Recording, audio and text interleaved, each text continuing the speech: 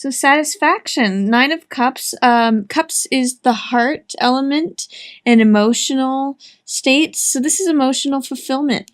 Nine of Cups means satisfaction and wish fulfillment. So that is a great way to open October. If there's something that you've been looking forward to or wanting, October could be the month for you, Pisces. I also show Empress showing up. Empress is a card of also fulfillment and satisfaction. She's a card that represents growth and all things that are coming to fruition. She's the harvest card. So she also, in the Greek tradition, it's Demeter and Ceres. They were the Greek goddesses of the earth. And what they represent is the growth of all plants. So when the spring comes and everything grows, and then it's harvested. So this really represents abundance and harvest and satisfaction as well. But the fact that she's in reverse would ask me, how is it that you're not feeling complete? Or what is it that is the last thing that you need to feel complete? How is it that you are not feeling like everything is at its full, abundant, prosperous state? Actually, here in conjunction with Seven of Coins. Seven of Coins is also another harvest card. Kind of interesting because we're in harvest season here at the end of September, beginning of October. And Seven of Coins is the farmer card. So he is literally also about the plants that grow. And for him, it's usually financially related or related to the physical realms because that's what coins represent. So how is it that the seeds that you've sown, how is it that they're showing up? Are you gathering the fruits that you have, are you reaping the rewards and the fruits of the plants that you've sown the seed of? And farmer also represents patience. So in what way, with these two showing up in reverse, in what way are you not collecting your harvest? Or are you not feeling like fully satisfied or rich from the work that you've been doing or the seeds that you've been planting? Is there some way in which you have all this abundance and prosperity available for you, but it's being blocked? And I think some of that answer may be in relation to this Two of Swords card.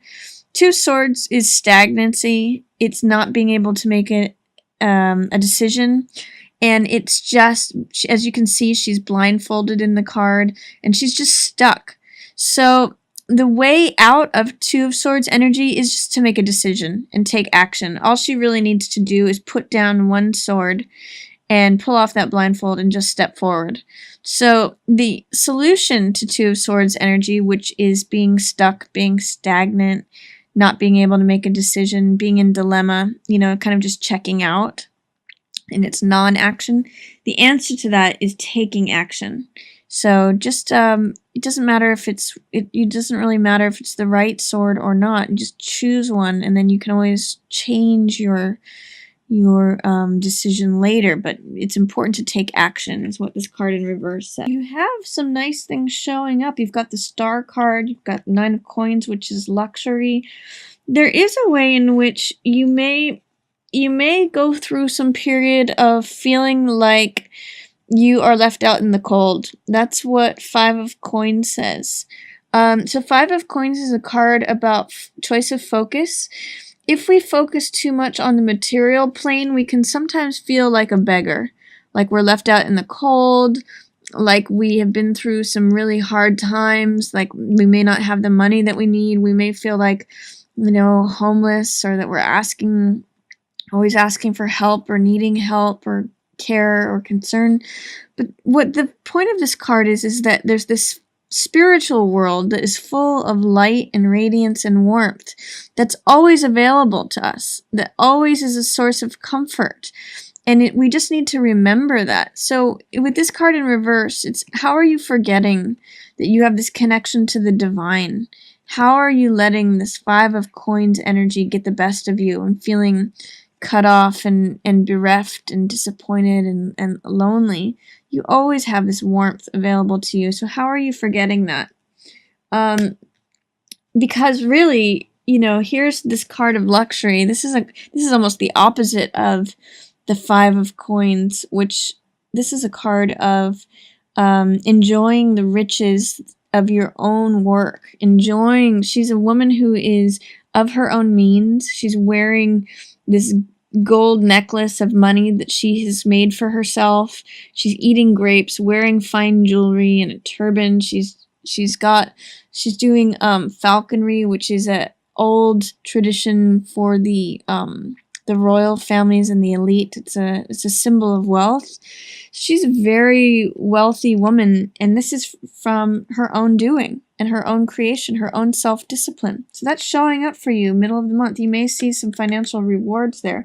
As long as your focus is on the spiritual world and not just completely looking at brass tacks, you may have to see that your luxury and your wealth are in satisfaction. It's in this line of prosperity and abundance. You may have to realize, like, you now have everything you need.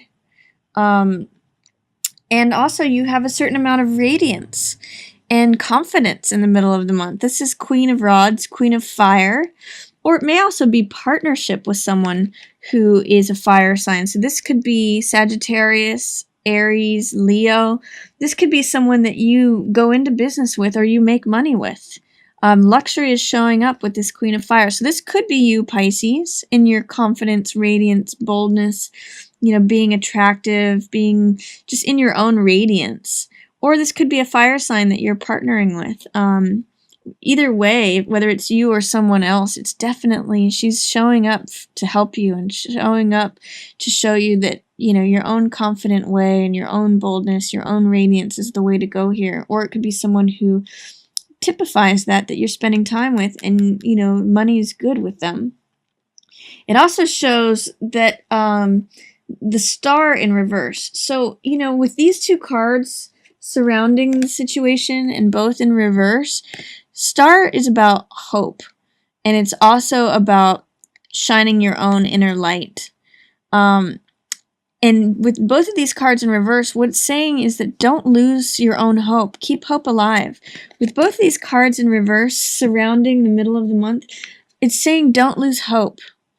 Because this card can kind of be a card of loss of hope if the focus is too much on what you don't have or how you've lost things or, financial loss.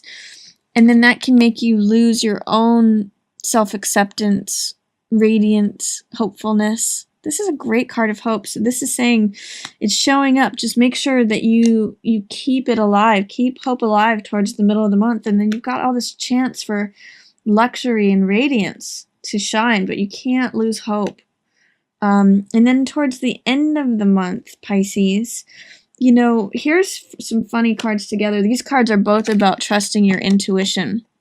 So what this card is saying is, High Priestess is a highly intuitive card. This is an inner knowing. She has all the information, and she draws upon it by getting quiet and listening.